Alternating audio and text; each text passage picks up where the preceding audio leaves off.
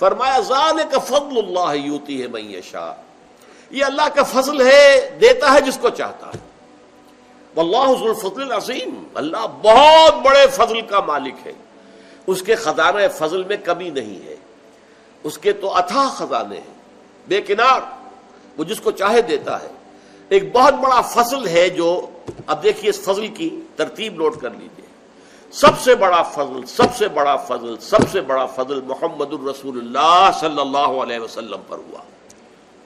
ان فضلہ کان علیک کبیرا، اے محمد صلی اللہ علیہ وسلم، اللہ کا فضل آپ پر تو بہت بڑا ہے، بہت بڑا ہے، بہت بڑا ہے۔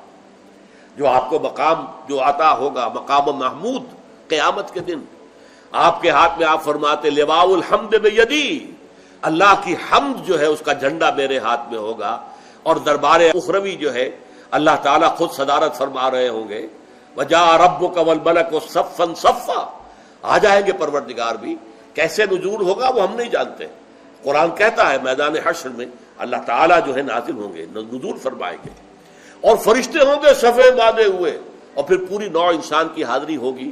وہاں حضور فرماتے ہیں لواء الحمد بیدی، آپ کا نام کیا ہے؟ محمد، احمد، اور حمد سے یہ الفاظ بنے ہیں، حمد کا جھنڈا میرے ہاتھ میں ہوگا، اور اس روز جو حمد میں کروں گا اللہ کی، آج وہ نہیں کر سکتا۔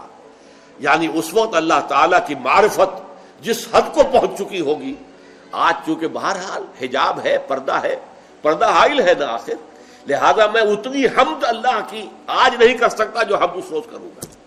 تو اللہ تعالیٰ کا سب سے عظیم فضل، خاتم المرسلین، خاتم الانبیاء، انسانوں میں سے سید البشر، وہ انسان محمد ہے صلی اللہ علیہ وسلم۔ پھر بہت بڑا فضل ہو گیا امیین پر، کہ حضور ان میں سے تھے نمبر ایک۔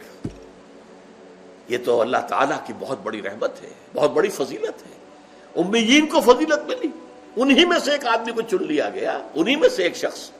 اب ظاہر بات ہے کسی کا وہ بھتیجا تھا، کسی کا وہ پوتا تھا، آپ کو معلوم ہے عبد المطلب کے پوتے تھے نا آخر حضور، آپ کے والد آپ سے کی ولادت سے پہلے انتقال کر گئے، لیکن ابن عبداللہ تھے نا، حضرت خدیجہ کے شوہر تھے نا، ابو طالب کے بھتیجے تھے نا، عباس کے بھتیجے تھے نا، تو انہی میں سے فرام دیئر اون کتھ اینڈ کن ہم نے نازل کیا۔ تو معلوم یہ ہوا کہ بہت بڑی فضیلت کا مقام جو ہے وہ عربوں کو حاصل ہو گیا، بنو اسماعیل کو۔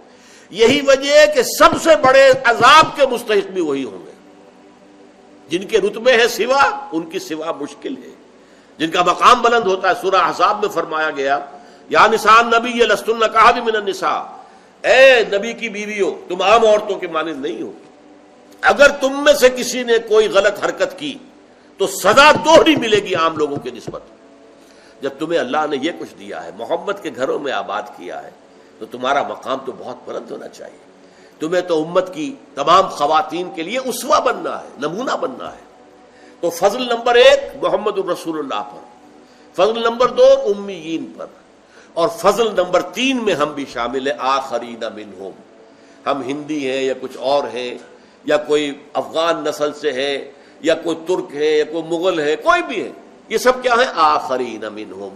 بہرحال اللہ تعالیٰ نے ہمیں بھی چنا، ہمیں پسند کیا، ہمارے آباء و اجداد کو اسلام کی جو ہے توفیق دی، اسی سے ہمیں اسلام جو ہے ہم تک پہنچا ہے۔ تو ذالک فضل اللہ یؤتیہ من یشاء، یہ اللہ کا فضل ہے، اللہ جسے چاہتا ہے دیتا ہے۔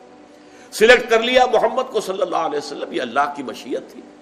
سلیکٹ کر لیا امیین کو کہ ان میں سے نیوکلیس بنانا ہے امت محمد کے لیے، یہ اللہ تعالیٰ کا فضل تھا۔ اور ہم میں سے بھی جس کسی کو بھی اللہ نے قبول کیا، ہمارے آباء و اجداد کو، وہ بھی فضل میں شامل ہو گئے۔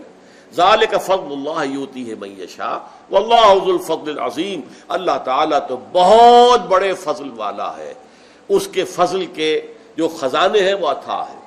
دیکھیے فضل وہ اس چیز کو کہتے ہیں جو بلا استحقاق ملے، اجر یا اجرت وہ ہے جو آپ محنت سے حاصل کرتے ہیں، وہ اجر ہے، اجرت ہے، اردو میں ہم اجرت بولتے ہیں، اجر ہے۔